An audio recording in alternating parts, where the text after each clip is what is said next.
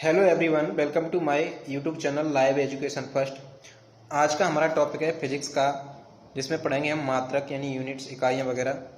तो फ्रेंड्स, बहुत ही interesting topic है और बहुत ही महत्वपूर्ण है, जिसमें से सभी एग्जाम्स में, कॉम्पिटिटिव एग्जाम्स में क्वेश्चन आने की 100% संभावना रहती है। तो आप फ्रेंड्स देखते रहिए। फिजिक्स में जनरल साइंस का भाग रहता है यूनिट्स, इकाइयाँ, जिसको बोलते हैं मात्रक।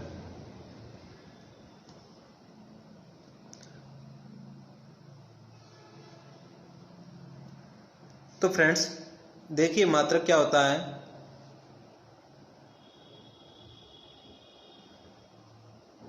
मात्रक क्या होता है?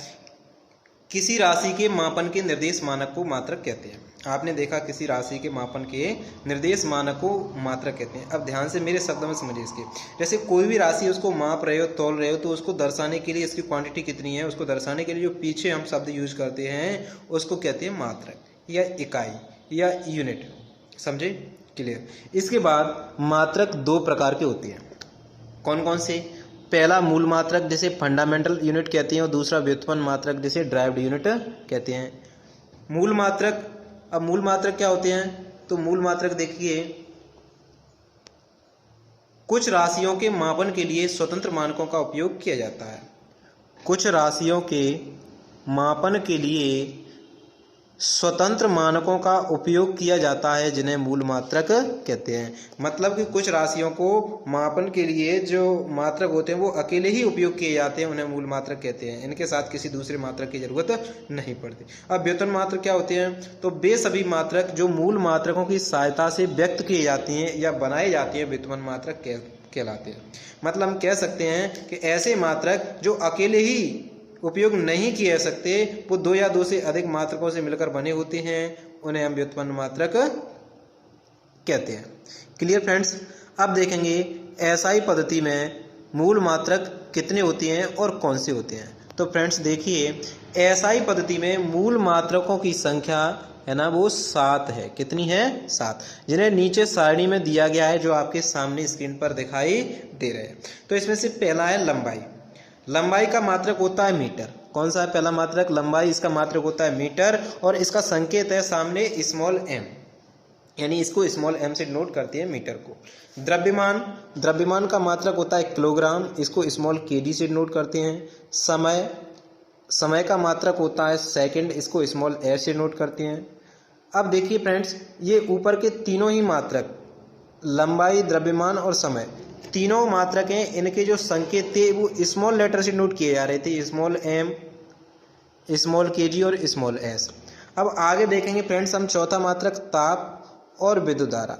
इनके जो संकेत हैं वो क्या है? कैपिटल लेटर रहते हैं। क्या रहते हैं? Capital letter. यानी ताप का जो मात्रक होता है केल्विन और विद्युत धारा का मात्रक होता है एम्पियर, और केल्विन को हम नोट करते हैं कैपिटल के से और एम्पियर को नोट करते हैं कैपिटल ए से। इनको ध्यान रखना फ्रेंड्स। ओके फ्रेंड्स, आगे है अगला छठवां मात्रक, ज्योति तीव्रता। ज्योति तीव्रता का होता है कैंडेला, इसे स्मॉल सीडी से नोट करते हैं। और ज्योति तीव्रता होता क्या है फ्रेंड्स?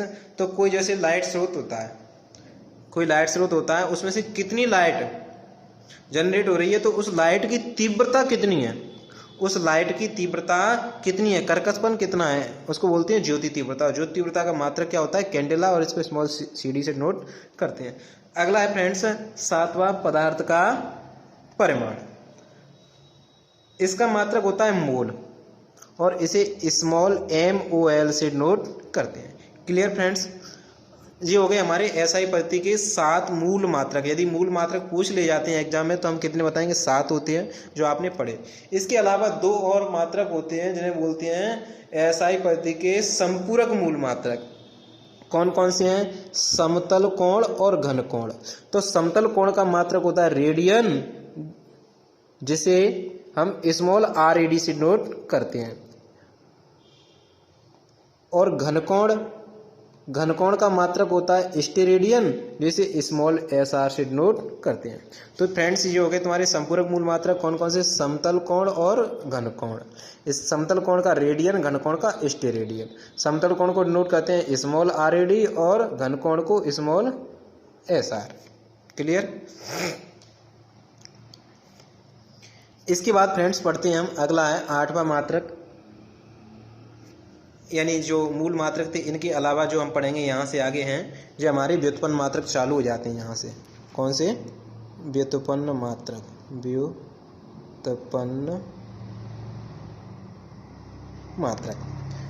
व्युत्पन्न मात्रक में पहला है ज्योतिप्लक्स। ज्योतिप्लक्स फ्रेंड्स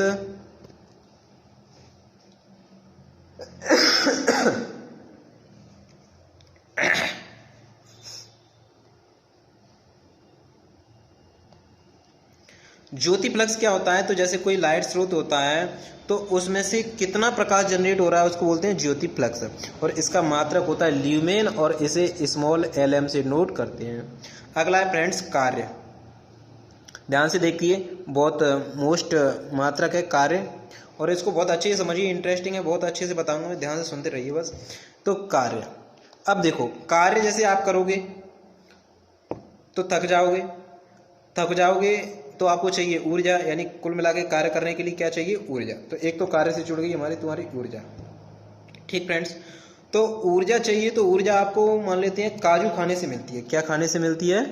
काजू खाओगे तो क्या मिलेगी? ऊर्जा।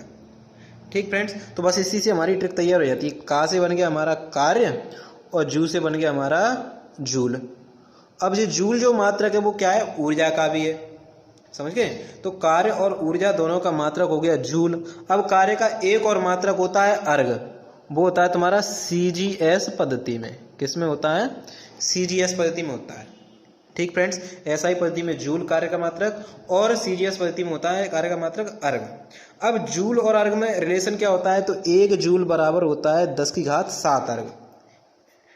1 जूल इज इक्वल टू 10⁷ अर्घ। Clear friends?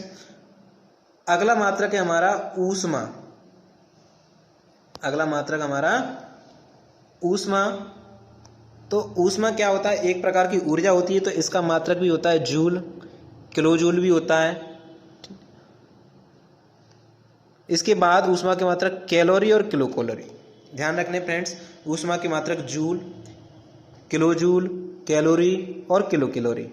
इसके बाद फ्रेंड्स आया शक्ति। अब ध्यान से सुनिए शक्ति को। शक्ति मतलब विद्युत शक्ति। विद्युत शक्ति मतलब इलेक्ट्रिक पावर।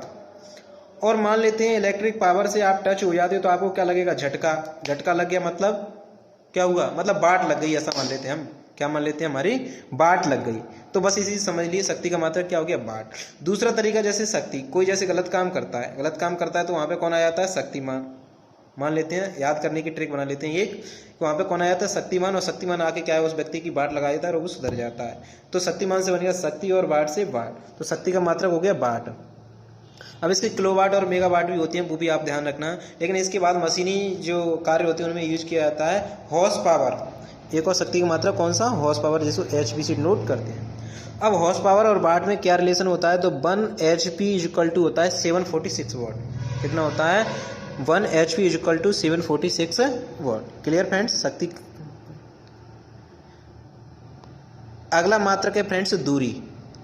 अब देखिए दूरी, तो दूरी की सबसे बड़ी इकाई होती है पारसेक। क्या होती है? सबसे बड़ी इकाई होती है पारसेक, जिसे PC से डिनोट करते हैं। किससे? PC से डिनोट करते हैं। ये क्या है? दूरी की सबसे बड़ी इकाई है। अब प्रकाश वर्ष भी एक होती है प्रकाशीय दूरी की इकाई, लेकिन प्रकाश वर्ष और पारसेक में रिलेशन क्या होता है? तो 1 प्रकाश वर्ष यानी 1 PC इज इक्वल टू होता है 3.26 प्रकाश वर्ष। ये इनमें रिलेशन, इसको ध्यान रखना फ्रेंड्स। इस पर क्वेश्चन आता ही रहता है। अभी मैं आपको क्वेश्चन आंसर टेस्ट लगवाऊंगा, तो उसमें आप देखना सभी आए हुए क्वेश्चन है। पिछले एग्जाम की मैंने डेट भी डाल दी है, काफ़ी मेहनत करी बनाने के लिए, इसका आप पूरा लाभ लें। तो आगे फ्रेंड्स, प्रकाशीय दूरी यानी प्रकाश जैसे चलता है तो उससे समय दूर होती है, उसको प्रकाशीय दूरी कहते हैं। तो प्रकाशीय दूरी का मात्रक है प्रकाश वर्ष। प्रकाश वर्ष मतलब प्रकाश द्वारा 1 वर्ष में निर्वात में चली गई दूरी, या प्रकाश द्वारा 1 वर्ष में चली गई दूरी को प्रकाश वर्ष कहते हैं। अब प्रकाश वर्ष और मीटर में रिलेशन क्या होता है? तो 1 प्रकाश वर्ष बराबर होता है 9.46 × 10⁻⁴ 15 मीटर। इसको आप याद कर लेना फ्रेंड्स, एक दो बार 2-4 बार लेके प्रैक्टिस कर लेना और कोशिश करना फ्रेंड्स कि एक आप ये नोट्स तैयार करें। तो नोट्स से क्या होगा, आपको लिखते समय आपका ध्यान क्या है उसी जगह पे ज़्यादा रहेगा, तो आपको तैयार होंगे, याद हो जाएंगे और आप रिपीट भी कर सकते हो। चाहो तो आप वीडियो भी बार बार देख के रिपीट कर सकते हो और ध्यान से देखोगे तो रिपीट की जरूरत ही नहीं पड़ेगी। बस एक बार देख लो, फिर टेस्ट लगा लो, फिर एक बार देख लो, दोबारा टेस्ट लगा दो, आपका कंप्लीट हो जाएगा।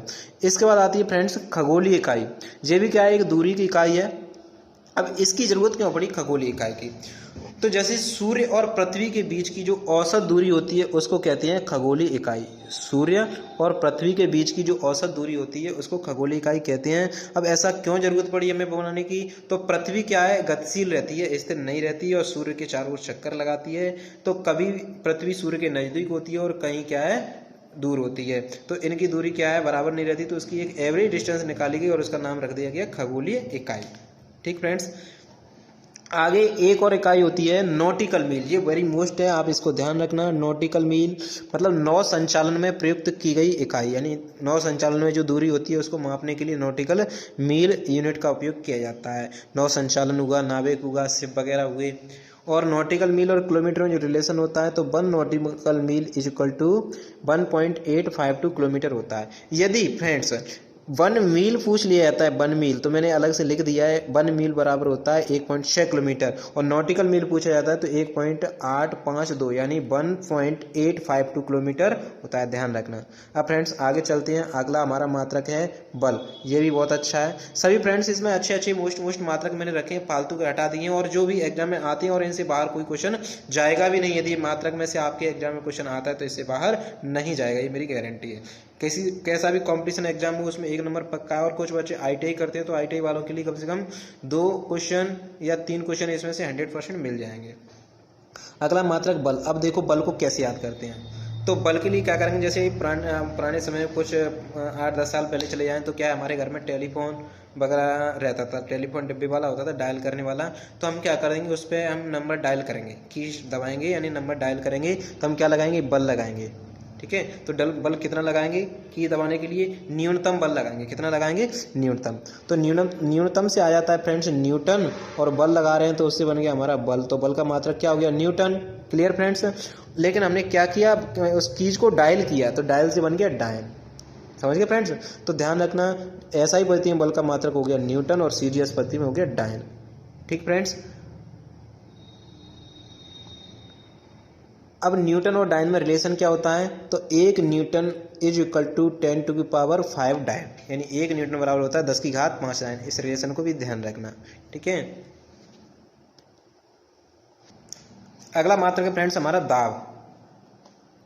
क्या है दाब, तो दाब को कैसे याद करते हैं, दाब का मात्रक होता है पास्कल और दूसरा मात्रक होता है बार। लेकिन बार जो मात्रक है वो होता है वायुमंडलीय दाब का। वायुमंडलीय दाब का मात्रक क्या होता है, बार, और दाब का मात्रक SI पद्धति में होता है पास्कल। अब दाब का हम याद करते हैं फॉर्मूले से। दाब को हम P से नोट करते हैं और P बराबर होता है बल बटे क्षेत्रफल। क्या होता है, दाब को प्रेशर मतलब P और तो P बराबर हो गया बल, बल मतलब F बटे क्षेत्रफल मतलब एरिया। और बल की इकाई होती है न्यूटन और क्षेत्रफल की होती है मीटर स्क्वायर। तो दाब की हो गई न्यूटन प्रति मीटर स्क्वायर, जिसे हम क्या कहते हैं, पास्कल भी कहते हैं। बल की इकाई न्यूटन प्रति मीटर स्क्वायर, जिसको हम क्या कहते हैं, पास्कल भी कहते हैं। समझ के फ्रेंड्स, क्लियर। अगला मात्रक है हमारा आवृत्ति। क्या है, आवृत्ति। आवृत्ति का मतलब होता है, आवृत्ति का मात्रक होता है हर्ट्ज। अब आवृत्ति क्या होती है, जैसे कोई कण होता है तो कंपन करता है, तो 1 सेकंड में कितने कंपन कर पाता है, वही उसकी आवृत्ति होती है। ठीक फ्रेंड्स, जैसे हमारी जो AC यानी अल्टरनेटिव करंट होता है, तो वो क्या है, 1 सेकंड में 50 चक्र लगाती है, तो उसकी आवृत्ति कितनी हो जाती है, 50 हर्ट्ज। तो इस प्रकार से आवृत्ति की इकाई क्या होती है, हर्ट्ज, और इसे SZ से नोट करते हैं। अगली यूनिट है फ्रेंड्स हमारी ध्वनि तीव्रता। ध्वनि की तीव्रता ये भी अच्छा है मात्रक, इसे डेसिबल से डिनोट करते हैं, यानी ध्वनि की तीव्रता का मात्रक क्या होता है, डेसिबल। क्या होता है, डेसिबल, और इसे स्मॉल dB से डिनोट करते हैं।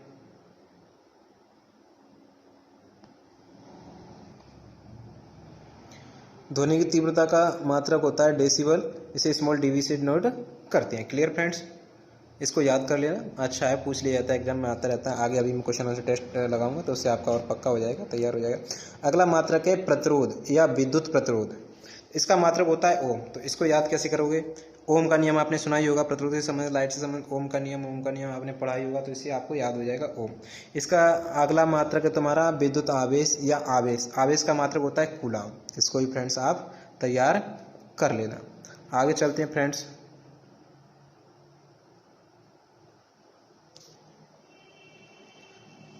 अगला है हमारा प्रेरकत्व। प्रेरकत्व का मात्रक होता है हेनरी। क्या होता है? हेनरी। इसे कैपिटल एच से नोट करते हैं। और धारिता या विद्युत धारिता का मात्रक होता है फैरड। क्या होता है? फैरड। इसे कैपिटल एफ से नोट करते हैं। अगला होता है तुम्हारा चुंबकीय फ्लक्स। अगला मात्रक है कौन सा? चुंबकीय फ्लक्स। और चुंबकीय फ्लक्स का मात्रक होता है वेबर। इसको कैसे याद करोगे? तो मैं एक छोटा सा नाम बता देता हूँ, इसको याद कर लेना। फ्लक्स बाबा, फ्लक्स बाबा, फ्लक्स बाबा 3-4 बार बोलना, आपको ध्यान रहेगा। जैसे ही फ्लक्स आएगा बाबा निकल के आ जाएगा, तो फ्लक्स बाबा, फ्लक्स बाबा। तो चुंबकीय फ्लक्स, चुंबकीय फ्लक्स का मात्रक होगा वेबर। वेबर को नोट करते हैं WdV से। Okay friends. अगला मात्रक है तरंग दैर्घ्य। क्या है? तरंग दैर्घ्य। तो तरंग दैर्घ्य को याद करेंगे हम। तरंग दैर्घ्य कैसी होती है? अकड़ती है। कैसी होती है? अकड़ती है। ठीक है, अकड़ के रहती है। यानी तरंग दैर्घ्य सीधी चलती है, अकड़ के टेढ़ी मेढ़ी हुई हो जाती है थोड़ी बहुत, तो क्या है? अकड़ के। तरंग दैर्घ्य कैसे चलती है? अकड़ के। मतलब इस प्रकार से रहती है तरंग दैर्घ्य, तो अकड़ के चलती है। तो हम कह सकते हैं अकड़ से बन जाएगा हमारा एंगस्ट्रॉम, जिसे कैपिटल ए और ऊपर क्या है डिग्री ऐसा चिन्ह लगा देते हैं, ऐसे नोट करते हैं। अगला मात्रक पढ़ते हैं हम फ्रेंड्स विभवांतर और विभव। तो विभवांतर और विभव दोनों का मात्रक होता है वोल्ट। क्या होता है? वोल्ट। और वोल्ट को कैपिटल वी से नोट करते हैं। किससे नोट करते हैं? कैपिटल वी से। अगला मात्रक फ्रेंड्स चाल। क्या है? चाल।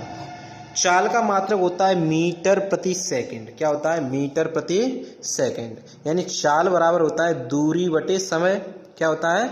दूरी बटे समय।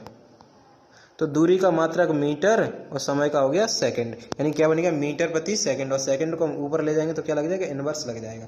अब फ्रेंड्स ये वेग का भी यही मात्रक होता है। चाल का मात्रक और वेग का मात्रक सेम रहता है। वेग का सूत्र, वेग का फॉर्मूला क्या होता है? विस्थापन बटे समय। और विस्थापन का मात्रक भी क्या होता है? मीटर। विस्थापन का मात्रक भी क्या होता है? मीटर। और समय का सेकंड, तो मीटर प्रति सेकंड बन जाता है। यानी चाल और वेग दोनों का क्या हो जाता है? मीटर प्रति सेकंड। Clear friends. अगला है हमारा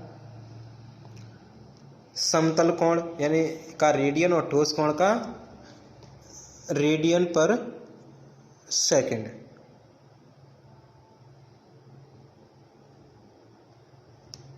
रेडियन पर सेकंड, जिसे स्टेरेडियन भी बोल देते हैं। ठीक फ्रेंड्स।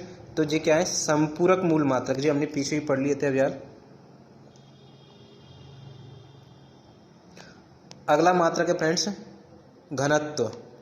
घनत्व का मात्रक होता है किलोग्राम प्रति घन मीटर। तो फ्रेंड्स यहाँ पे थोड़ी सी मिस्टेक हो गई, इसको आप समझ लेना, और इसमें भी थोड़ी मिस्टेक है, समझ लेना क्या गलती हो गई थी इसमें बनाने में। तो घनत्व का मात्रक होता है किलोग्राम प्रति घन मीटर, और घन मीटर को ऊपर लाएंगे तो क्या हो जाता है? ये माइनस की हो जाती है, kilogram into metre minus cube. तो घनत्व डेंसिटी, इसका फॉर्मूला होता है द्रव्यमान बटे आयतन, और द्रव्यमान की इकाई किलोग्राम और आयतन की मीटर क्यूब। तो हम फॉर्मूले से याद करेंगे घनत्व की इकाई को। क्या सूत्र होता है? द्रव्यमान बटे आयतन, और द्रव्यमान का किलोग्राम, आयतन का मीटर क्यूब। तो क्या हो जाता है? इसकी इकाई क्या हो जाती है? किलोग्राम प्रति मीटर क्यूब। मीटर क्यूब ऊपर ले जाएंगे तो माइनस हो जाएगी। Okay friend, clear. कुछ इकाइयाँ आएंगी, इनको हम फॉर्मूले के ध्यान से याद करना, तो फॉर्मूले से याद भी हो जाएंगे आपको जल्दी, और फॉर्मूला भी याद हो जाएगा। फॉर्मूला भी पूछ लिया जाता है एग्जाम में, इसलिए मैंने लिख दिया। अगला है संवेग। क्या है? संवेग। तो इसको भी हम फॉर्मूले से याद करेंगे। संवेग होता है P बराबर द्रव्यमान इंटू वेग। क्या होता है? द्रव्यमान इंटू वेग। अब द्रव्यमान की इकाई होती है kg, और वेग की इकाई होती है मीटर प्रति सेकंड। क्या होती है? मीटर प्रति सेकंड। तो इसका क्या बन गया? संवेग का किलोग्राम इंटू मीटर प्रति सेकंड। Clear friends. अगला मात्रक है हमारा आवेग। आवेग बराबर होता है बल इंटू समय। तो बल का मात्रक न्यूटन, और सेकंड यानी समय का होता है सेकंड, एस। तो न्यूटन इंटू सेकेंड। आवेग का हो गया न्यूटन इंटू सेकेंड। कैसे बना फ्रेंड्स? ध्यान से देख लेना। अगला है प्रदीप्ति घनत्व। प्रदीप्ति घनत्व का मात्रक होता है लक्स। तो प्रदीप्ति घनत्व जैसे कोई लाइट स्रोत अभी भी बताए थे मैंने दो यहाँ पे, तो लाइट स्रोत होता है उसका घनापन कितना है। लाइट स्रोत मतलब उसमें से जो लाइट जनरेट हो रही है, प्रकाश निकल रहा है, उसका घनापन कितना है, उसको कहते हैं प्रदीप्ति घनत्व। समझे फ्रेंड्स, इसका मात्रक होता है लक्स और इसे स्मॉल lx से नोट करते हैं। आगे चलते हैं फ्रेंड्स। अगला मात्रक है हमारा पृष्ठ तनाव। क्या होता है? पृष्ठ तनाव। तो पृष्ठ तनाव को फॉर्मूले से याद करने की कोशिश करते हैं। तो प्रति इकाई लंबाई पर लगने वाले बल को क्या कहते हैं? पृष्ठ तनाव कहते हैं। तो फॉर्मूला बन गया हमारा बल बटे लंबाई, और बल का मात्रक न्यूटन और लंबाई का मात्रक मीटर। तो इसका मात्रक बन जाता है पृष्ठ तनाव का न्यूटन प्रति मीटर। न्यूटन प्रति मीटर, मीटर को ऊपर ले जाएंगे तो इनवर्स लग जाती है। इसी प्रकार फ्रेंड्स अगला मात्रक ओजोन लेयर की मोटाई, यानी ओजोन परत की मोटाई। ओजोन परत की मोटाई कई बार एग्जाम में पूछी जाती है, इसको डॉब्सन में मापी जाती है। अलग से किसी में मैच नहीं करेगी इसके, या बिल्कुल याद हो जाएगी आपको, अच्छे से पढ़ लेना इंटरेस्टिंग तरीके से। ओजोन परत की मोटाई किस में मापी जाती है, या ओजोन परत की मोटाई मापने की इकाई क्या होती है? तो डॉब्सन। Clear friends. आगे चलते हैं फ्रेंड्स। त्वरण क्या है? त्वरण। तो त्वरण का मात्रक होता है मीटर प्रति सेकंड स्क्वायर। क्या होता है? मीटर प्रति सेकंड स्क्वायर। अब कैसे याद करेंगे? तो त्वरण की परिभाषा होती है समय के साथ वेग में परिवर्तन की दर को त्वरण कहते हैं। तो क्या होता है फॉर्मूला इसका? वेग बटे समय, और वेग का होता है मीटर प्रति सेकंड, और इसके बटे में फिर आएगा समय, यानी त्वरण बराबर होता है वेग में परिवर्तन बटे टाइम। तो वेग का हो गया ये मीटर प्रति सेकंड, और टाइम का हो गया सेकंड। अब सेकंड से सेकंड का मल्टीप्लाई होता है तो ज़्यादा सेकंड स्क्वायर। तो त्वरण का बन जाता है मीटर प्रति सेकंड स्क्वायर। सेकंड स्क्वायर को ऊपर ले जाएंगे तो ये हो जाएगा सेकंड पे -2 घात लग जाएगी। ठीक है, और ये सूत्र लिखा हुआ है आपके सामने, आप इसे बना लेना, एक दो बार बना के कोशिश करना तो याद हो जाएगा, बहुत अच्छा है। इसके बाद अगला मात्रक फ्रेंड्स लास्ट है हमारा लेंस की क्षमता। लेंस की क्षमता क्या होती है? तो लेंस द्वारा प्रकाश किरणों को मोड़ने की क्षमता ही लेंस की क्षमता कहलाती है। लेंस की क्षमता को P से दर्ज करते हैं, और इसका मात्रक होता है डायोप्टर, और डायोप्टर को हम प्रदर्शित करते हैं कैपिटल D से। Clear friends. आगे चलते हैं। अब फ्रेंड्स हम लगाएंगे क्वेश्चन आंसर टेस्ट। तो फ्रेंड्स आपने अच्छे से समझा होगा, चाहो तो आप एक बार और रिपीट करके देख सकते हो, फिर क्वेश्चन आंसर टेस्ट लगाना। तो 100% आपसे क्वेश्चन बनेंगे, और बनेंगे तो समझ लेना आपको समझ में आया है, और आप इसको रिपीट भी करते रहें तो और अच्छा है। तो ये क्वेश्चन मैंने सिर्फ वही लिए हैं जो क्या है एग्जाम में आए हुए हैं। एग्जाम में आए हुए क्वेश्चन है सभी, और सभी मोस्ट हैं, और इस टॉपिक में से क्वेश्चन 100% आता है। आप इसको पढ़ें, बार बार पढ़ें। तो पहला क्वेश्चन हमारा शक्ति का मात्रक। शक्ति का मात्रक क्या है, या शक्ति का मात्रक कौन सा है? तो चार ऑप्शन है आपके पास। हर्ट्ज या आवृत्ति का होता है फ्रेंड्स, ये तो है ही नहीं। वोल्ट ये विभव और विभवांतर का होता है। ठीक है, वॉट, वॉट सही है, बिल्कुल करेक्ट। शक्ति का मात्रक होता है वॉट, मैंने अभी बताया, वॉट, किलोवाट, वॉट, किलोवॉट और मेगावॉट, और एक हॉर्स पावर भी बताया। तो ये सभी मात्रक किसके हैं? शक्ति के। न्यूटन, न्यूटन का भी नहीं हो सकता फ्रेंड्स, ये किसका है? बल का होता है, न्यूटन। Clear friends. अगला क्वेश्चन है फ्रेंड्स, प्रकाश वर्ष क्या होता है? प्रकाश वर्ष क्या होता है? तो प्रकाश वर्ष, पहला ऑप्शन है वह वर्ष जिसमें सूर्य का प्रकाश अधिकतम रहा हो। बिल्कुल नहीं फ्रेंड्स। वह वर्ष जिसमें कार्यभार हल्का हो, ये भी नहीं है फ्रेंड्स। देखो आपने पढ़ाया तभी। प्रकाश द्वारा एक वर्ष में चली गई दूरी, ये फ्रेंड्स करेक्ट। यानी प्रकाश द्वारा एक वर्ष में चली गई दूरी, या प्रकाश द्वारा एक वर्ष में निर्वात में चली गई दूरी को प्रकाश वर्ष या एक प्रकाश वर्ष कहते हैं। सूर्य और पृथ्वी के बीच की औसत दूरी, ये भी नहीं, ये तो खगोलीय दूरी हो गई तुम्हारी। ठीक फ्रेंड्स। अगला क्वेश्चन है तुम्हारा, एक पारसेक बराबर होता है। एक पारसेक बराबर होता है, यानी एक पारसेक कितने प्रकाश वर्ष के बराबर होता है, ऐसे भी कह सकते हैं हम। तो 4.25, 3.26, 4.50, और एक और ऑप्शन है। तो इसमें से फ्रेंड्स अभी अभी आपको बताया था एक प्रकाश वर्ष बराबर होता है 3.26 प्रकाश वर्ष। एक पारसेक बराबर होता है 3.26 प्रकाश वर्ष। Clear friends. आगे चलते हैं।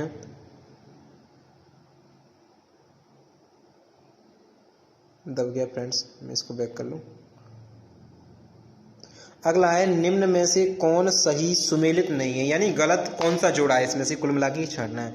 तो कार्य का मात्रक जूल होता है, ये तो सही है, ठीक फ्रेंड्स। बल का न्यूटन होता है, ये भी सही है। द्रव्यमान का मात्रक होता है किलोग्राम, ये भी सही है। दाब का मात्रक डायन होता है बल का, ये गलत है, यानी गलत वाला छाड़ना था। तो हमारा यही सही है और बाकी सब कैसे हैं, गलत हैं। मतलब कि हमारा जो सुमेलित नहीं ऐसा पूछा है वो क्या है, दाब, ये वाला चौथा वाला आंसर हो जाएगा करेक्ट, दाब यानी डायन। क्लियर फ्रेंड्स, आगे चलते हैं। अगला क्वेश्चन है हमारा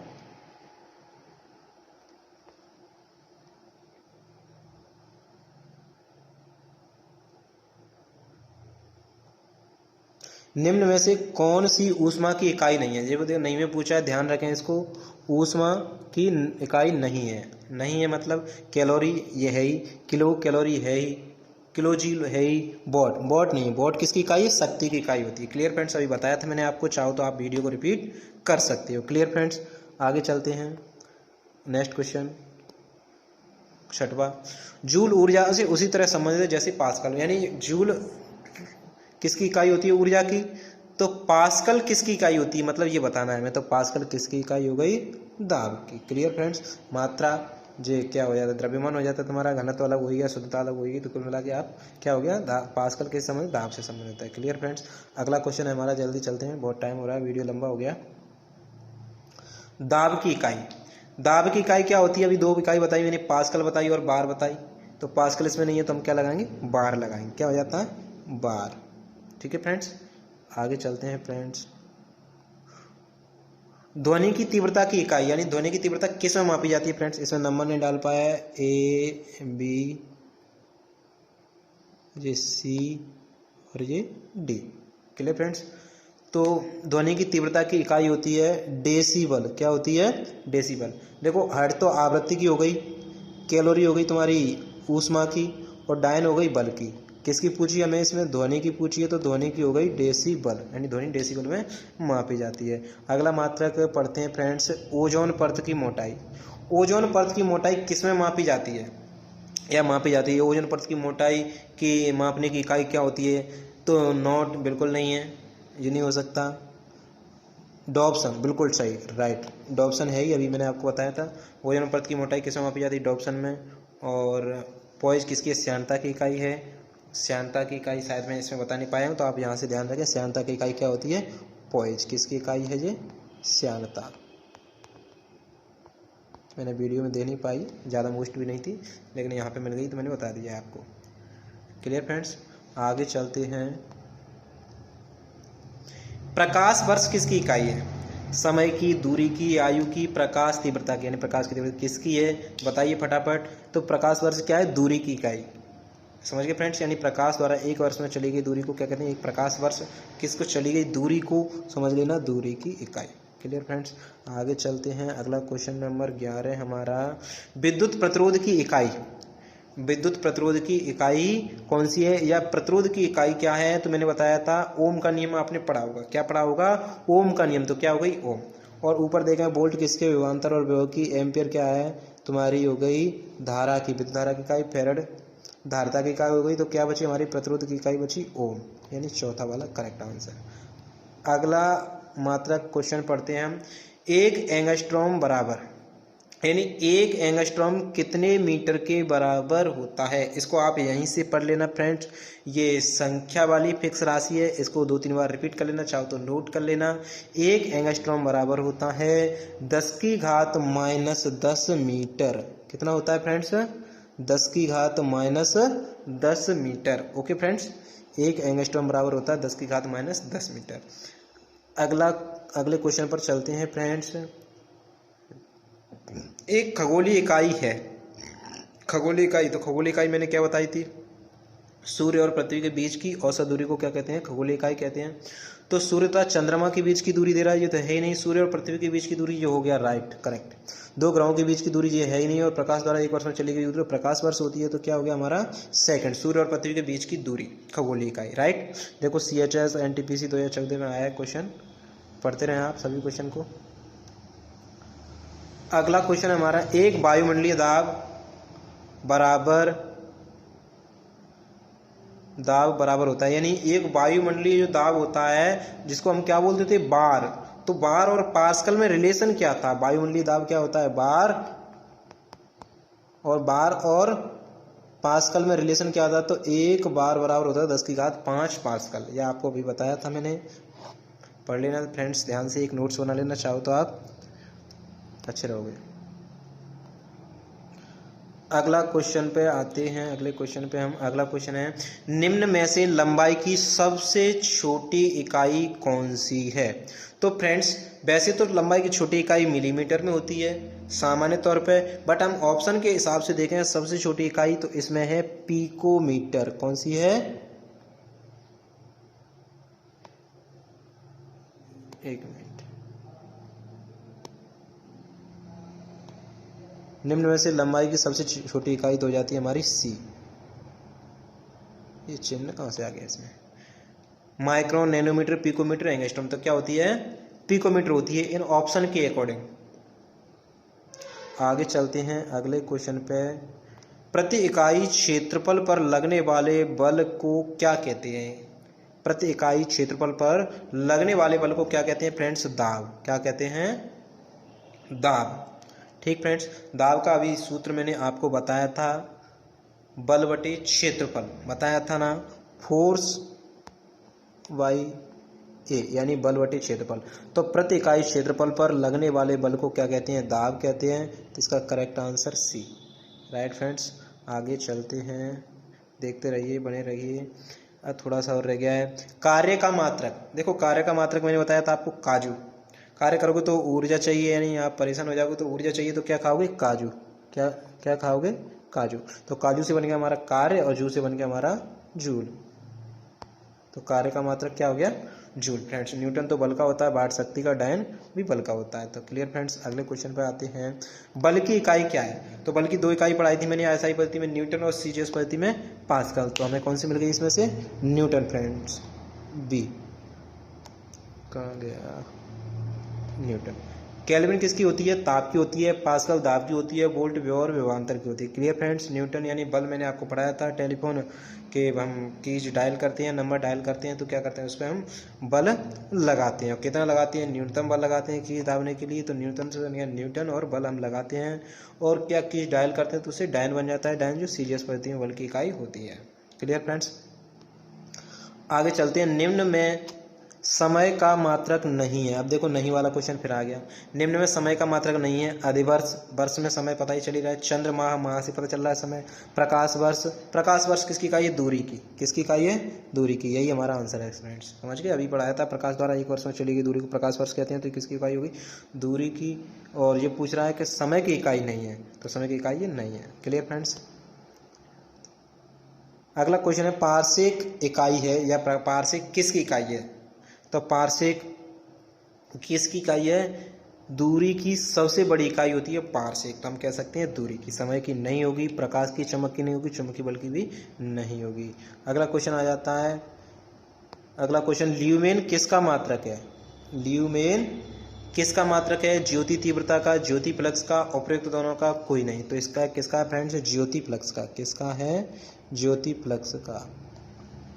किसका है फ्रेंड्स, ज्योति फ्लक्स का। ल्यूमेन, ज्योति फ्लक्स माने किसी लाइट स्रोत से कितनी लाइट जनरेट हो रही है, उसकी लाइट की मात्रा कितनी है ना, तो उसका मात्रक होता है ल्यूमेन। इसे एलएम से नोट करते हैं। Clear friends. आगे चलते हैं अगले क्वेश्चन में, पास्कल। पास्कल इकाई है, यानी पास्कल किसकी इकाई है, आर्द्रता की, दाब की, वर्षा की, तापमान की। तो पास्कल किसकी इकाई है, मैंने बताया था, दाब की। किसकी है, दाब की। Clear friends. आगे चलते हैं अगले क्वेश्चन पे, वीडियो हमारा लंबा हो रहा है, जल्दी जल्दी चलते हैं। क्या है अगला, कैंडेला मात्रक है। अब क्वेश्चन मैंने इतने सारे इसलिए ले लिए कि सभी आए हुए क्वेश्चन एग्जाम में, और इतनों को आप लगा लोगे तो इससे बाहर का भी क्वेश्चन जाएगा भी नहीं, है मेरी गारंटी है। कैंडेला किसका मात्रक है, तो कैंडेला के लिए ऑप्शन है आपके लिए ज्योति फ्लक्स, ज्योति प्रभाव, ज्योति दाब और ज्योति तीव्रता। कैंडेला, कैंडेला किसका है, ज्योति तीव्रता का मात्रक है। इसे किसे प्रकट करें, कैंडेला को स्मॉल डी से। ज्योति तीव्रता माने प्रकाश स्रोत से, यानी लाइट स्रोत से जो प्रकाश लाइट जनरेट होती है उसकी तीव्रता कितनी है, कर्कशपन कितना है, उसको बोलते हैं ज्योति तीव्रता। तो ज्योति तीव्रता का मात्रक होता है कैंडेला, तो इससे हमें पता चला क्या होता है इसका, ज्योति तीव्रता का मात्रक कैंडेला। ठीक है फ्रेंड्स, इसको CD से डिनोट करते थे कैंडेला को। अगले क्वेश्चन पे आते हैं फ्रेंड्स, जूल किसकी इकाई है। तो सिंपल सी बात है, जूल के लिए मैंने पढ़ाए थे क्या, कार्य और ऊर्जा भी पढ़ाए थे। कार्य करने के लिए क्या चाहिए, ऊर्जा। ऊर्जा किससे मिलेगी हमें, काजू खाने से। तो का से बन जाता है कार्य और जूल से बन जाते हैं जूल, और काजू खाने से क्या मिल रही है हमें, ऊर्जा। तो यहाँ पर कार्य तो है नहीं, तो ऊर्जा की मात्रा क्या हो गया, जूल। क्लियर फ्रेंड्स, आगे चलते हैं अगले क्वेश्चन पे। हर्ट्ज कितनी इकाई है, हर्ट्ज। तो फ्रेंड्स क्या है, मेरा थोड़ा स्वास्थ्य ठीक नहीं है, तो मैं फिर भी कोशिश कर रहा हूँ आपके लिए। हर्ट्ज किसकी इकाई है, देखो तरंग दैर्घ्य की, देखो तरंग दैर्घ्य की एंगस्ट्रॉम होती है, तरंगों की स्पष्टता की, तरंगों की तीव्रता की, तरंगों की आवृत्ति की। तो किसकी इकाई है, हर्ट्ज, आवृत्ति की। मैंने अभी बताया था कण कोई कंपन करता है तो 1 सेकंड में कितनी बार कंपन करता है, उसकी इकाई क्या होती है, हर्ट्ज होती है। इसे HZ से नोट करते हैं, किसे नोट करते हैं, HZ से। अभी बताया था मैंने किससे, HZ से, हर्ट्ज को, तो तरंगों की आवृत्ति की। अगला क्वेश्चन फ्रेंड्स जल्दी से चलते हैं, इलेक्ट्रिक करंट की इकाई। लास्ट क्वेश्चन है फ्रेंड्स, जल्दी से देख लीजिए फटाफट से फुर्ती में। इलेक्ट्रिक करंट या विद्युत धारा की इकाई क्या होती है, एम्पियर। इसमें ABC नहीं लिख पाया मैंने, आप लिखते रहना।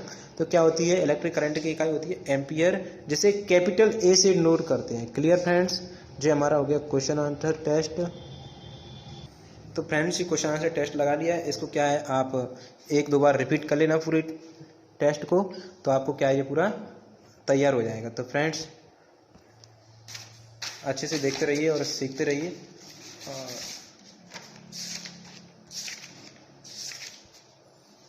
तो फ्रेंड्स ये बहुत ही अच्छा टॉपिक था, इंटरेस्टिंग था और महत्वपूर्ण भी था, जो हमने बहुत ही अच्छे से तैयार किया। इसमें से सभी जो मटेरियल था, महत्वपूर्ण क्वेश्चन जो मैंने लिए थे, तो हम कह सकते हैं कि कॉम्पिटिटिव एग्जाम में जो भी क्वेश्चन आएंगे वो इसमें से इसी में से ही आ जाएंगे, बाहर नहीं जाएंगे। मेरी उम्मीद तो यही है। और इसके अलावा मेरे हिसाब से तो 99.99% इसमें से कोई भी क्वेश्चन यदि एग्जाम में आता है मात्रक टॉपिक से, तो इससे बाहर नहीं जाएगा। ओके फ्रेंड्स, तो आपको ये मात्रक याद हो जाएंगे। आप 1-2 बार देख लेना वीडियो को, और हो सके तो एक नोट्स तैयार करते रहना। तो नोट्स बनाने से क्या है और अच्छे से तैयार हो जाते हैं। 2 से 3 बार वीडियो देख सकते हैं। तो आप हमारे चैनल से जुड़े रहें, और जुड़ने के लिए फ्रेंड्स क्या करोगे, आप हमारे चैनल को सब्सक्राइब करें, लाइक करें और शेयर जरूर करें, जिससे अधिक से अधिक लोग फ्रेंड्स इसका लाभ ले सकें और सीख सकें, है ना। इससे क्या है, कंपटीशन की तैयारी करेंगे तो उनकी तैयारी अच्छे से हो जाएगी। तो फ्रेंड्स चैनल को सब्सक्राइब करें, एक बार फिर बोल रहा हूँ फ्रेंड्स, सब्सक्राइब करोगे तो इससे क्या होगा, हम जो वीडियो अपलोड करेंगे चैनल पे पर डे, जो नई नई वीडियो आएंगी आपके लिए, जो अच्छी है ना, वो क्या है आपके पास उसकी नोटिफिकेशन जाती रहेगी। और लाइक करोगे तो उससे हमारा उत्साह बढ़ेगा, हमें अच्छा लगेगा, तो हमें क्या है वीडियो दूसरे आगे भी बनाने का मन लगेगा। तो फ्रेंड्स, और इसके बगल में सब्सक्राइब बटन के बगल में क्या होगा, एक बेल आइकन होगा, इसको भी दबाएं तो उसकी नोटिफिकेशन आपको मिलती रहेगी। तो फ्रेंड्स बाय बाय, जुड़े रहें।